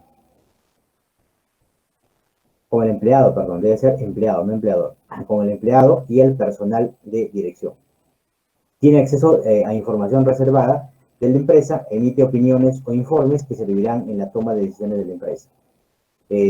Un trabajador de confianza podría ser, por ejemplo, un jefe de recursos humanos en una empresa, ¿no? que tiene contacto con el personal de dirección de la gerencia y con los trabajadores o empleados, ¿no? Que esos son los trabajadores comunes y corrientes. Y claro, los trabajadores ordinarios son todos los demás trabajadores que no están en esta lista, ¿no? Es decir, tenemos al gerente general, al jefe de recursos humanos, y luego después tenemos asistentes, auxiliares, coordinadores, supervisores de repente, ¿no? Pero hay que evaluar en cada caso cuáles son las funciones que realizan, ¿no? Si manejan información reservada, si tienen contacto directo con el personal de dirección y los trabajadores, ¿no? Para poder calificar a un trabajador como de confianza, de dirección o un trabajador ordinario. Miren, el procedimiento para calificar a un trabajador de dirección o de confianza, tenemos acá los pasos a seguir, ¿no? Identificar y determinar los puestos de dirección y de confianza dentro de la empresa, comunicar por escrito a los trabajadores que ocupan los puestos de dirección y de confianza, que sus tales han sido calificados de esa forma, y consignar tal calificación en el libro de planillas, ¿no? Y en las boletas de pago. Existen muchas empresas que suelen despedir a trabajadores, por ejemplo, retirándoles la confianza simplemente, pero en realidad nunca los calificaron como de confianza. Un trabajador puede suponer que es de confianza, pero no basta con la suposición. El empleador tiene que calificarlo con esa condición, ¿no? De un trabajador de confianza. Así que es importante que se le dé esa condición en el contrato y además se consigne tanto en el libro de planillas como en la boleta de pago. Hacemos referencia también aquí al periodo de prueba. Miren, el periodo de prueba es una parte importantísima en el contrato, porque cuando un trabajador ingresa a laborar para una empresa y firma un contrato laboral, está sujeto a un periodo de prueba desde el inicio de la relación laboral, ¿no? Por un periodo de 3 meses, ¿no? ¿Pero para qué sirve el periodo de prueba? Bueno, es un periodo razonable para evaluar al trabajador. Digamos que es una potestad que le da la norma, le da la ley, ¿no? Al empleador para que vea si en ese lapso, ya, de 3 meses, que es para los trabajadores comunes y corrientes, el trabajador rinde o se adapta a ese puesto de trabajo, ¿no? Si el empleador verifica que el trabajador no cumple sus expectativas, puede en ese momento, ¿no? En cualquier momento de esos 3 meses, puede cursar una carta de cese en periodo de prueba, ¿no? Y dejarlo fuera, sin necesidad de tener que indemnizarlo. Porque los trabajadores que son cesados en periodo de prueba no tienen protección contra el despido arbitrario, ¿ya? Hay muchas empresas que lo hacen, así que si entramos a trabajar en una empresa, hay que esperar que pasen los 3 meses. Siempre y cuando sea, pues, un trabajador común y corriente, ¿no? Para los trabajadores, por ejemplo, calificados como de confianza, el periodo de prueba es de 6 meses y para uno de dirección es de 1 año. Ahí me tocó en una empresa en la que estaba como jefe de recursos humanos, me tocó despedir a un personal de dirección, ¿no? Que tenía 8 meses laborando en la empresa, ¿no? O sea, imagínense. Tienes el cargo de dirección, claro, tienes muchas, digamos, facilidades, ¿no? Porque, por ejemplo, puedes ingresar a la empresa a cualquier hora porque no estás sujeto a un horario de trabajo, ¿no? Puede ser un sábado, un domingo, puede faltar de repente un día, ¿no? O sea, y no pasa nada, ¿no? Al personal de dirección lo mide más por los resultados, por la gestión que realiza. Entonces, por esa razón también el periodo de prueba para ellos es de 1 año, ¿no? Entonces, a mí me tocó, miren, despedir a un trabajador que era personal de dirección, estaba calificado así, cuando tenía 8 meses en la empresa, ¿no? Un poco duro, pero sí, efectivamente, pues, la norma lo avala y se puede hacer. Y a un trabajador de confianza también igual dentro de ese lapso, ¿no? Ahora sí, los tipos de contrato, que es la parte central de esta charla. Tenemos, miren, 3 tipos de contratos, ¿ya? Tenemos los contratos de trabajo a plazo indeterminados, ¿no? Lo regula el artículo 4 de la Ley de Productividad y Competitividad Laboral, en cuanto señala que en toda relación laboral se presume la existencia de un contrato de trabajo a plazo indeterminado. Es decir, en cualquier relación laboral, ¿no? Se debe presumir siempre que existe, pues, un contrato a plazo indeterminado, o que es un trabajador estable, como le llaman algunos, ¿no? Uno dice, trabajador estable es lo mismo que un trabajador con contrato a plazo indeterminado, ¿ya? Para tenerlo claro. Entonces, cuando se hace esta indagación, o se va a este artículo, ¿no? Se dice que se presume que existe un contrato a plazo indeterminado, salvo que, ¿no? Se demuestre lo contrario. Es decir, yo puedo decir que es a plazo indeterminado, pero si existe un contrato de por medio con un plazo señalado, con un plazo fijo, bien sustentado, entonces pues queda sin efecto esto de la presunción de la existencia a plazo indeterminado, ¿ya? Entonces, esa es la regla general. Entonces, si esa es la regla general, se dice también que deberían las empresas contratar a la mayoría de su personal, ¿no?, a plazo indeterminado y no con contratos sujetos a modalidad o temporales, que son la excepcionalidad, ¿no?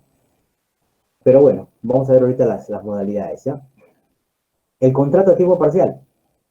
Pueden celebrar ese tipo de contratos a plazo indefinido o a plazo fijo y su jornada siempre va a ser inferior a 4 horas diarias, ¿no? A partir de 4 horas es un trabajador o una jornada de 4 horas, pero a tiempo completo, ¿ya?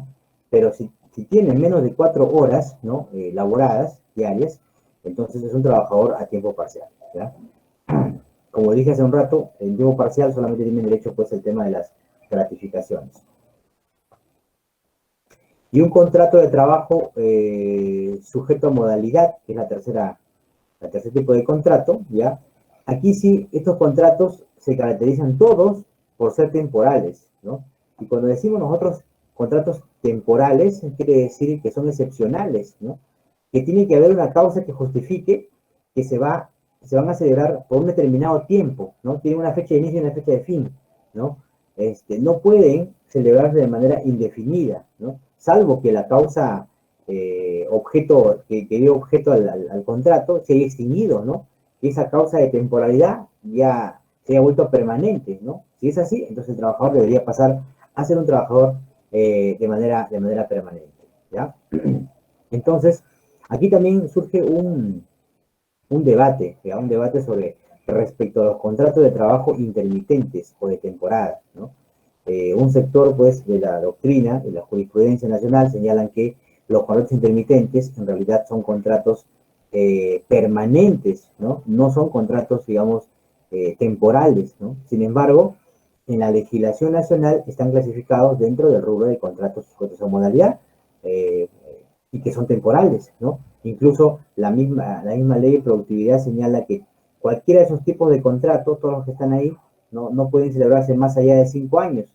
O sea, pueden prorrogarse, pero no más allá de 5 años, ¿no? Celebrar un contrato más allá de 5 años generaría, pues, que se vuelva inválido, que se denaturalice y que el trabajador quede, pues, bajo un contrato a plazo indeterminado y ya no sujeto a modalidad.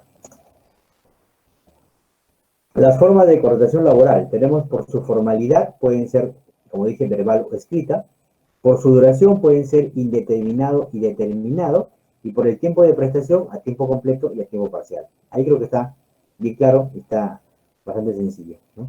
Las formas de contratar. Aquí mencionaba algo sobre el contrato de locación de servicios, miren, ¿no?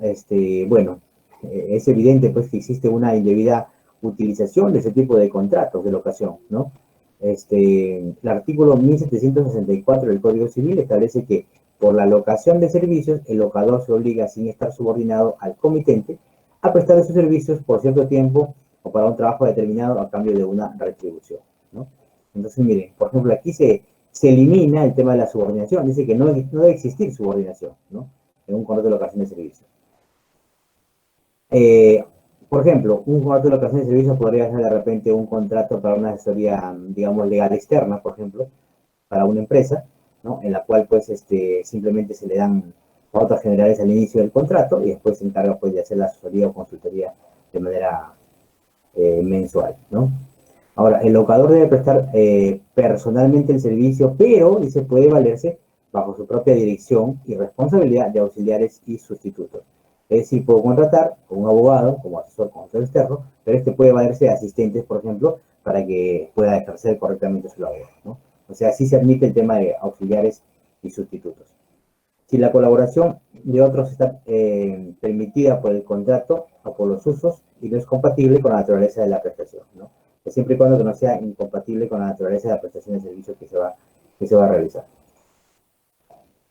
Los contratos sujetos a modalidad, entonces, son temporales y excepcionales, ¿no? Por eso se caracteriza. En cambio, el contrato de duración determinada se define por la continuidad o principio de continuidad laboral, de permanencia de las labores de un trabajador estable. En ese sentido, la contratación modal es una excepción a la norma general que se justifica por la causa objetiva que la determina. Por consiguiente, mientras exista dicha causa, podrá contratarse hasta por el límite de tiempo previsto para cada modalidad contractual, ¿no? Es decir, cada modalidad de contrato tiene su tiempo o su límite máximo permitido. La causa objetiva de contratación, que es creo yo, el talón de Aquiles, ¿no?, de todo contrato de trabajo.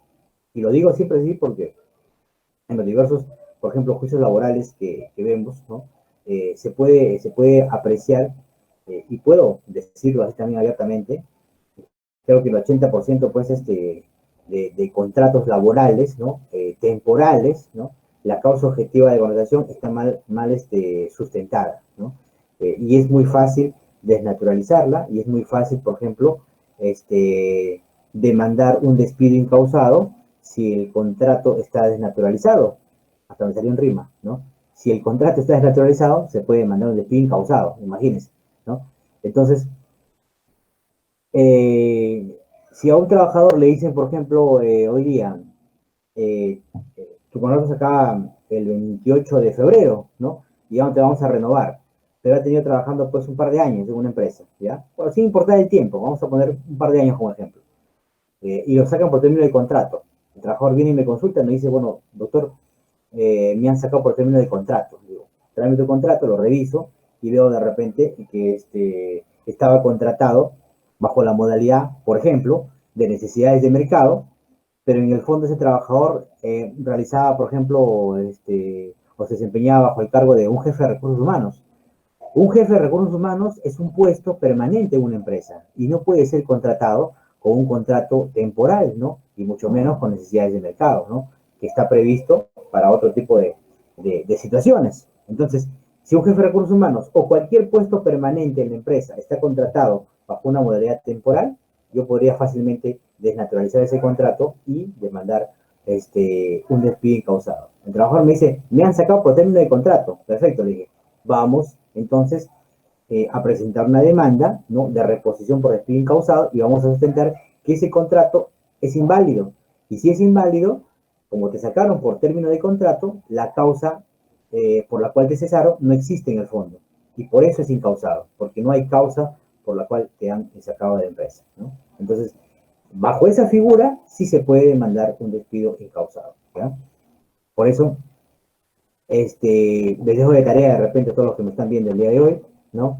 Si trabajan para una empresa, vayan, cojan su contrato, ¿ya? Vean el cargo que ustedes tienen, ¿no?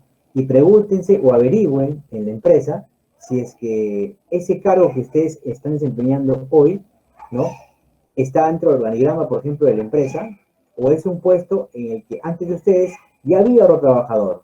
Y ahora, si ustedes se van mañana, va a venir otra persona también a hacer sus funciones, ¿no? Si esto es así, está comprobado, pues, que es un puesto permanente en la empresa. Y los puestos permanentes deben ser contratados bajo contratos a plazo indeterminado, ¿ya? Entonces, en la causa objetiva hay que sustentar, hay que justificar, hay que ver las situaciones objetivas, debe ser de manera expresa, ¿no? Hay contratos que yo he visto, por ejemplo, en los cuales se precisa que se contrata al trabajador por la necesidad de recursos humanos, nada más. Es decir, porque recursos humanos tienen la necesidad de cubrir un puesto, lo ponen en el contrato, ¿no? Pero no sustentan qué puesto es, cuál es digamos, el incremento coyuntural, ¿no?, cuál es el incremento de actividades, ¿no? O sea, no sustentan realmente cuál es el fondo que da origen a esta contratación de esta persona, ¿ya? Entonces debe ser de manera expresa y debe ser conocida por el trabajador. Requisitos de validez de los contratos. Miren, el artículo 72 de la Ley de Productividad señala que los contratos de trabajo a que se refiere este título deben necesariamente constar por escrito, bueno, y ahí decía triplicado, pero eso de triplicado ya quedó en el pasado, porque antes se imprimían 3 juegos de contratos para, que era uno para el trabajador, otro para el empleador y otro para el Ministerio de Trabajo, ¿no? No sé si recuerdan, se presentaban antes los contratos del Ministerio de Trabajo, se pagaba una tasa judicial de algo de 11 soles y pico más o menos, y se presentaban los contratos con unos formatos, ¿no?, al Ministerio. El Ministerio nunca los revisaba, ¿no? Si ustedes han creído de repente que el Ministerio revisaba esos contratos para aprobarlos, es mentira, ¿no? El Ministerio nunca revisaba esos contratos, ¿no? Si ustedes van y suben al Ministerio de Trabajo a la parte de su archivo, van a ver ahí que todos los contratos tal cual los presentaron, así están, ¿no? De repente, ahí están en una morra de papeles, ¿no? Que nunca se revisaron. Entonces, no era garantía o no es garantía, ¿no? Presentar el contrato al Ministerio de Trabajo, ¿no? Porque no revisaban ellos. Es más, si el trabajador, por ejemplo, quería declarar la invalidez, el hecho de que lo haya presentado al Ministerio simplemente era el cumplimiento de un trámite más, que era obligatorio sí para el empleador, pero no era pues un requisito para determinar si era válido o no era válido, ¿no? Entonces, ahora por duplicado nada más, porque ya no se presenta al ministerio, ¿no? Solamente va entre una copia para el trabajador y otra para el empleador, y si es que hubiera alguna fiscalización, está obligado el empleador simplemente a exhibir esos contratos que estén firmados, ¿no? Y que estén con la constancia de entrega de la copia del contrato al trabajador también, ¿no? También se debe consignar la duración del contrato para que sea a plazo fijo, ¿no? Y las causas objetivas determinantes de la contratación, ¿no? Así como otras condiciones de relación laboral. Entonces, los requisitos serían los siguientes. Uno, que el contrato modal se celebre por escrito, ¿no? Que el contrato modal se celebre por duplicado, que el contrato se consigne la duración del mismo, que se consignen las causas objetivas determinantes de la contratación, que se precisen las condiciones de relación laboral, de repente alguna jornada atípica, ¿no? También se puede consignar ahí, y que se deje constancia de su entrega al trabajador, ¿no? Eso es importantísimo. Algunos creen que cuando el trabajador firme el contrato, ya con eso se acabó el asunto, pero no es así, ¿no? No basta con que firme el contrato y se quede el trabajador con esa copia. Hay que demostrar que se le entregó, ¿no? Entonces, aparte de firmar el contrato, a unos le ponen en la parte posterior del contrato un sello grandote que dice recibir conforme y firma el trabajador, ¿no? Otros le hacen un memorándum aparte, por intermedio de tal este documento te entrego pues la copia de tu contrato, ¿no? Otras firman un cuaderno de cargos, en fin, hay muchas maneras. Lo único que hay que acreditar aquí al ente fiscalizador es que se cumplió con entregar esa copia del contrato de trabajo. Bueno, esta norma, el decreto legislativo 1246, salió en el 2016, ¿no? En la cual eliminaba la obligación de presentar una copia de los contratos de trabajo sujetos a modalidad a la autoridad administrativa de trabajo, ¿no? A partir de esa fecha. Bien, los tipos de contrato, miren, tenemos acá, entonces, los temporales, que son el inicio o incremento de actividad, el necesidades de mercado, que es el más usado, creo, en la mayoría de empresas, por el margen de tiempo que puedes contratar con esta modalidad, que son 5 años, la reconversión empresarial, que es otra modalidad que, bueno, no se usa mucho el día de hoy, pero también está en la norma. Tenemos los contratos accidentales, como el ocasional de suplencia y emergencia. Aquí hago la salvedad. El de suplencia es el más usado, por ejemplo, para las mujeres embarazadas en una empresa, ¿no? Contratan a una suplente para que cubra a la embarazada por el tiempo que se vaya, por sus 98 días de licencia, más sus 30 días de vacaciones que siempre se van, ¿no? Que son como 4 meses más o menos, pueden contratar a un suplente para que la cubra. De obra o servicio específico. Tenemos ahí, miren, el contrato para obra determinada o servicio específico, el intermitente y el de temporada, ¿no? Rápidamente, hacemos una referencia al contrato de inicio o incremento de actividad.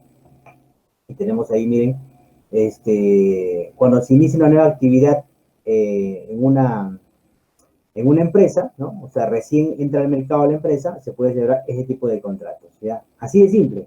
Vas a iniciar tu negocio recién, vas a facturar primera vez, puedes celebrar un contrato por inicio de actividades, ¿ya? Por un máximo de 3 años, ¿no?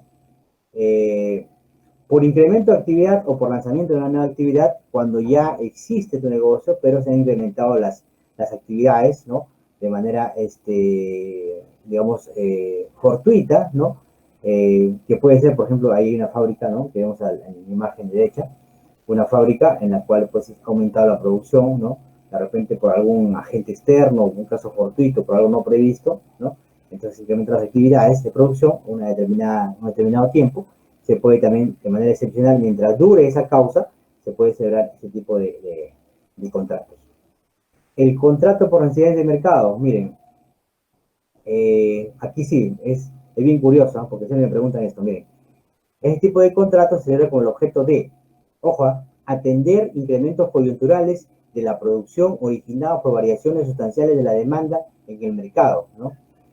Este juego de frases es lo más difícil que tienen las empresas para poder sustentar esta modalidad. La utilizan esta modalidad por el plazo, por el tiempo de 5 años, pero por la forma de sustentarlo, creo que es lo más complicado, ¿no?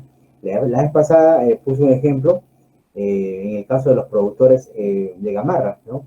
Que ellos producen siempre el tema por ejemplo, de polos, camisetas, ¿no? Todo tipo de ropa. Y no sé si recuerdan el tiempo que, bueno, hace un par de años creo que fue, cuando Perú clasificó al Mundial, pues las ventas del tema de polos, de ropa, de souvenirs, ¿no? Para, con logo de la selección, aumentó exponencialmente, ¿no? Y era algo que no estaba previsto. Eso sí fue algo coyuntural, ¿no? Un incremento coyuntural de la producción, como dice acá, por variaciones sustanciales de la demanda, ¿no? O sea, se incrementó de la nada. Fue un tema fortuito. Creo que nadie pensaba que Perú iba a clasificar y que se iban a aumentar de esa manera las ventas, ¿no? Y ganaron mucho dinero, ¿no? Y bajo esas circunstancias pudieron también contratar ese tipo de modalidad, ¿no?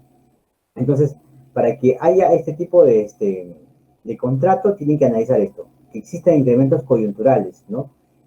Pero tienen que ser debidamente sustentados, si no, pues fácilmente se va a desnaturalizar. El contrato por reconversión empresarial, como decía, ya no se usa mucho este tipo de contrato, ¿no?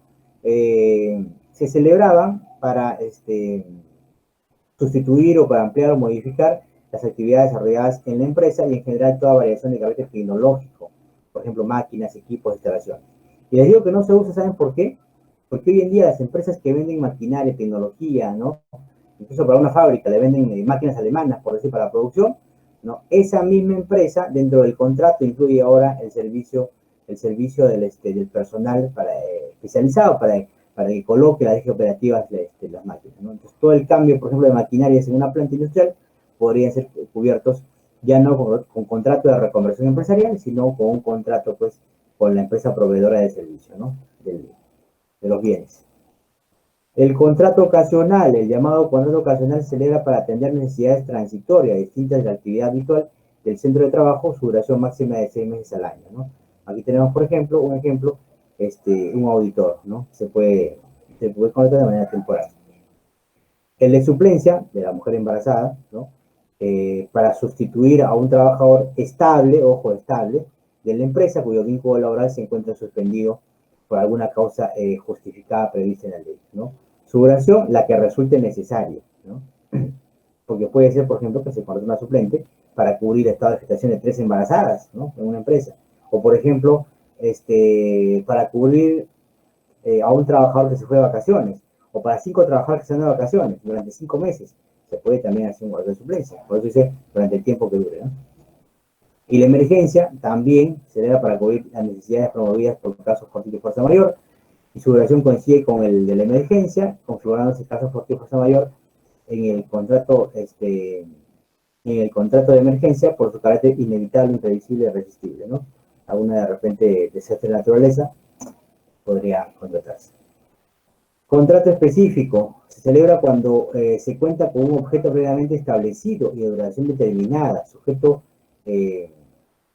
el tiempo que demande el cumplimiento de dicho objeto, ¿no? Por ejemplo, una obra de construcción, se puede celebrar un contrato laboral por servicio específico para ejecutar la construcción de la obra durante el tiempo que dure, pues, ¿no? Que puede ser 6 meses, puede ser 8, puede ser un año, ¿no? No hay un plazo determinado.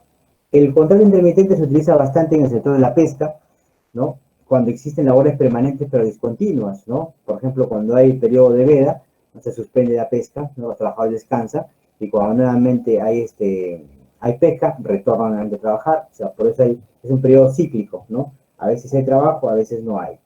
He visto también bastante que se utiliza este modelo de contrato en el régimen agrario, ¿no? En las agrícolas, tienen también bastante.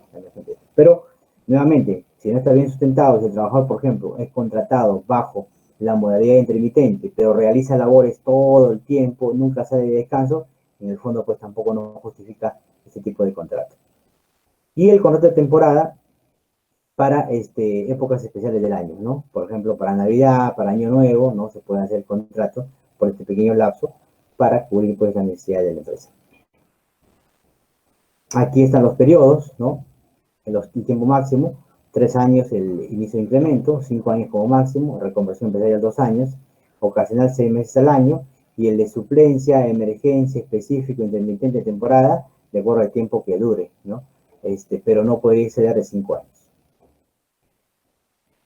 Teletrabajo y trabajo remoto, solamente mencionar los aspectos fundamentales importantes, ¿no? Es un tema bastante largo, pero justo esta semana estaba escribiendo un artículo para una revista sobre el teletrabajo remoto, miren, y el trabajo remoto se inició el año pasado. El trabajo remoto no existía, esa figura no existía en la legislación nacional, ¿no? El año pasado, en marzo del año pasado, en 2020, se expidieron pues el decreto de urgencia 026, el 010 y otras más también por ahí, una guía incluso para la aplicación del trabajo remoto, y las características o las diferencias, mejor dicho, que tiene con el teletrabajo, ¿no? En algunas se asemeja, ¿ya? Pero tiene una que es muy marcada. Por ejemplo, he precisado acá las 3 diferencias más importantes, ¿no? Entre el teletrabajo y trabajo remoto. El teletrabajo, ojo, ese sí existía. Estaba desde mayo del 2013, ¿no? Con la ley 30.036 y su reglamento, ahí está, Decreto Supremo número 17 de 2015. Entonces, las diferencias entre ambos son, el trabajo remoto, por ejemplo, se realiza necesariamente en el domicilio o lugar de aislamiento domiciliario, ¿no? Que sabemos que hay una clasificación, pues, ¿no? Aquí se considera lugar de aislamiento domiciliario. Y el teletrabajo se realiza desde cualquier lugar distinto del centro laboral. Es decir, en cualquier sitio que no sea el trabajo, se puede realizar teletrabajo. Y trabajo remoto no, solamente en el domicilio o lugar de aislamiento social, ¿no? Entonces, teletrabajo podría hacerlo en una cabina de internet, como dice aquí en el ejemplo, ¿no? El trabajo remoto no podría hacerlo, porque ese no es un lugar de aislamiento domiciliario. El trabajo remoto puede emplear tecnologías de la información y las comunicaciones o cualquier otro medio que resulte necesario para la prestación de servicios. En el teletrabajo se desarrolla necesariamente a través de los medios informáticos de telecomunicaciones y análogos, no otros. Entonces yo podría decir que si un trabajador que labora en una fábrica, por decir textilera, utilizando una máquina de coser, ¿no? Y que esa máquina de coser puede trasladarla a su domicilio, podría hacer trabajo remoto en su domicilio con esa máquina de coser, con esa herramienta, ¿no? Y no necesariamente con aparatos tecnológicos, ¿no? No necesariamente con una computadora, por ejemplo, ¿no? O con el celular, ¿no? Podría ser a través de ese tipo de mecanismos, ¿ya? En el teletrabajo, no, ahí sí hay que utilizar medios informáticos. Por eso se dice que el teletrabajo está más orientado a los empleados que a los obreros. Y por último, el trabajo remoto se aplica por decisión unilateral del empleador durante el estado de emergencia. El trabajo remoto tenga ya pues una legislación regulada, ¿no? Una ley especial así como el teletrabajo que establezca todas las condiciones, ¿no? Por las cuales se puede contratar, ¿no? Y se puede establecer incluso esta modalidad de trabajo, ¿no? Trabajo remoto para el trabajador. Bien, suspensión del contrato, bueno, aquí sí vamos a pasarlo rápidamente, ¿ya? 5 minutos más para poder concluir. La suspensión del contrato de trabajo, bueno, existe suspensión perfecta e imperfecta, ¿no? Un par de ejemplos de aquí, de la suspensión, por ejemplo, perfecta, ¿no? No trabajas, no te pago. Suspensión imperfecta, no trabajas y sí te pago, ¿no? Por ejemplo, la que nosotros estamos el día de hoy viviendo bastante es la suspensión perfecta por caso fortuito y fuerza mayor, ¿no? La que están viendo acá, en este lado izquierdo, ¿no? Que están aplicando, pues, el gobierno la suspensión perfecta, por ejemplo, ahora que se va hasta el 5 de abril, ¿no?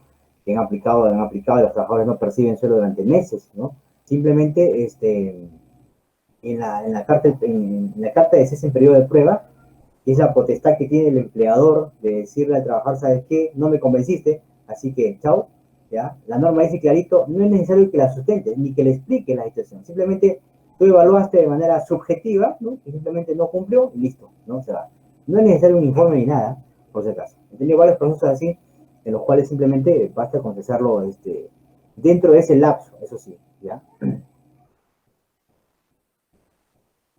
A ver, Vicente lo dice. Sí, como última pregunta Sí. tenemos la siguiente, la última pregunta. ¿Se puede desnaturalizar el régimen MIPE de un trabajador que ha percibido beneficios en el régimen común? Esta pregunta la hizo la señorita Katy López. ¿Y bajo qué supuesto? Ya. ¿Es la misma que está acá o otra pregunta? Ah, ya, sí, ¿no? Ya, listo. Bueno, a ver, el régimen MIPE es un poco delicado, ¿ya? Ella pregunta si se puede desnaturalizar el régimen MIPE de un trabajador que ha percibido beneficios del régimen común, ¿ya? Si un trabajador se acoge al régimen MIPE, ¿ya? Pero estando en el régimen MIPE, viene percibiendo beneficios del régimen común, Es decir, está en régimen MIPE, pero le pagan beneficios como gratificaciones completas, ETC completas, ¿no? Vacaciones completas, ¿no? No podría desnaturalizarlo solamente indicando de que porque le han pagado beneficios en régimen común, ¿no? Ahora le corresponde al régimen MIPE. Solamente por eso, no se lo van a dar, ¿ya? Lo que sí podría el trabajador, o tendría que ver en todo caso, es en qué momento lo afiliaron al régimen MIPE, ¿no? Que esa es, creo que, la parte más importante. La empresa, por ejemplo, te pongo un ejemplo rapidito. La empresa, por ejemplo, se afilió al régimen MIPE, vamos a poner, en enero del 2021, ¿ya? Pero el trabajador fue contratado antes de ese acogimiento. Por ejemplo, el año pasado, vamos a poner en octubre del 2020. El trabajador fue contratado bajo el régimen general con los beneficios del régimen general. Y cuando la empresa pasa en enero del 2021 al régimen MIPE y le empieza a pagar beneficios bajo el régimen MIPE, entonces ahí sí se desnaturaliza, porque el trabajador tiene derecho a continuar con los beneficios que tenía al momento que ingresó, ¿no? Cuando la empresa todavía no estaba en régimen MIPE, ¿no? Entonces hay que ver aquí para el tema de naturalización, más que nada, cuando la empresa se acogió al régimen MIPE y en qué momento el trabajador ingresó a laborar. Si fue antes de ese acogimiento o después del acogimiento. Si fue después, automáticamente pues ya le corresponde al régimen MIPE, salvo que la empresa no quiera considerarlo en ese régimen, pues no quiera pagarle beneficios completos. Muchas gracias, doctor. Creo que tenemos una pregunta más de la señorita Jenny Burgos. Sí. La pregunta es la siguiente. Si un empleador ha tenido juicio, pero ya ganó por falta de pruebas, ¿es posible hacer una contrademanda y recuperar sus años sin empleo y volver a trabajar en la empresa? Ya. Si un empleador ha tenido juicio, dice, pero ya ganó, ¿no? Por falta de pruebas, es posible una contrademanda y recuperar sus años sin empleo. Bueno, imagino que el que quiere hacer la contrademanda es el trabajador, ¿verdad? Bueno, es lo que entiendo, ¿ya? Si un trabajador,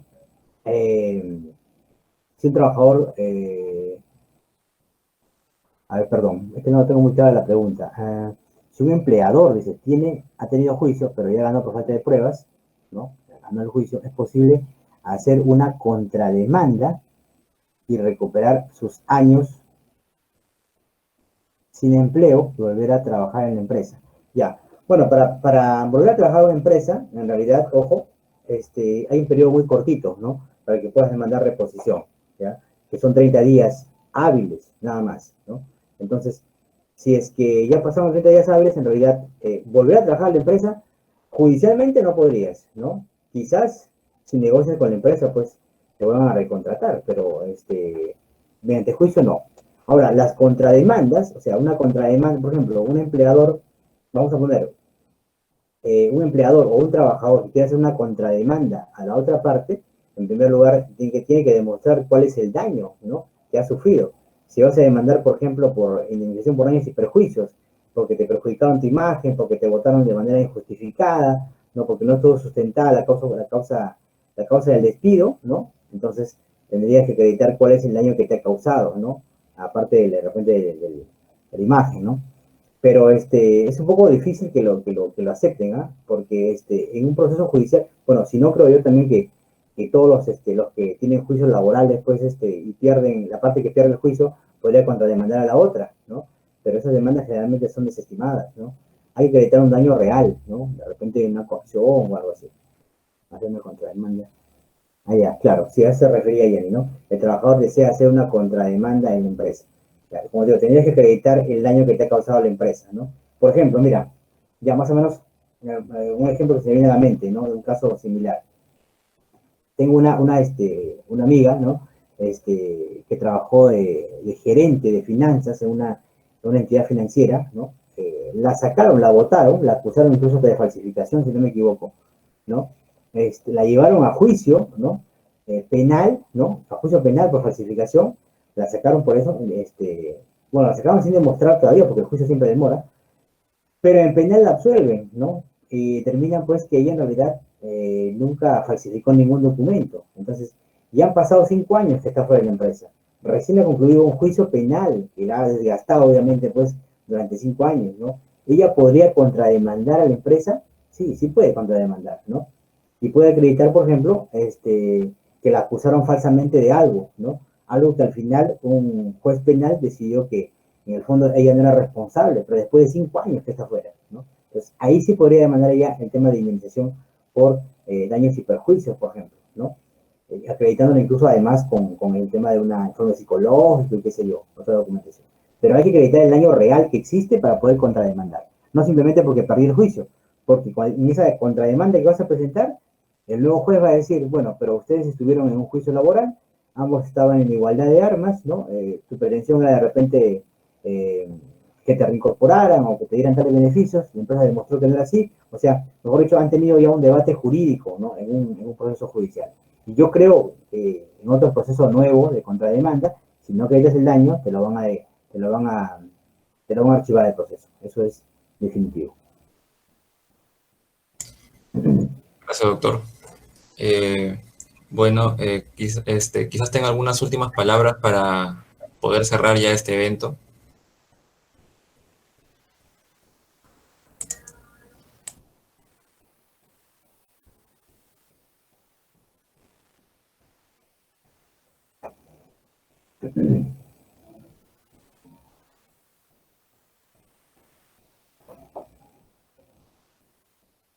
Bueno, si no hay ninguna otra consulta, yo aprovecho Creo que minutitos nada más para, ya acabaron las sí, preguntas.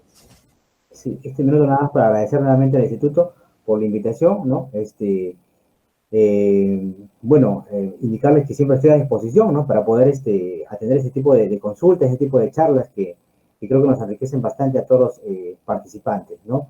Muchísimas gracias por la invitación, espero que no sea la última y bueno, que tengan una excelente semana pues, a todos los participantes. Muchas gracias, doctor.